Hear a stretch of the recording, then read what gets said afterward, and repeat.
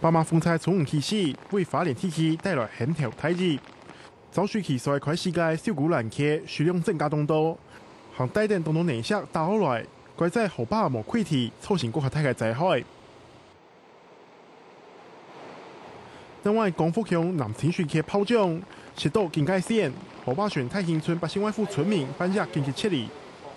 水位啊，就那个水位暴涨了，到警戒线，所以说我就请那个国军部队啊协助，先把那个独居老人、行动不便的老人，还有老弱妇孺先撤。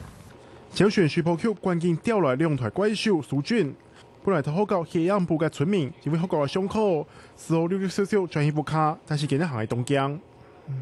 水已经那么大了，你们干嘛一直在这边？赶快，赶快！我说好，在学校我们也是睡不着啊。我说会不会一直下雨后，哇，我们家里怎么办了呢？太兴村撤离嘅村民已经综合转移不卡呢，但是呢下全界含有20米嘅人，因为带头内设上嘅警戒区，暂时留头收容中心。另外，花莲山区有几位陆巡嘅石头站落来，除了出发公路以太鲁国嘅台九线、太清水团，未有内石凹落来。另外，水工公路未行唔得，唔但像部分路基本留空，还有一道太石头挡到路东岸。相关单位要等到24卡4，是为全力畅通。卡新闻综合报道。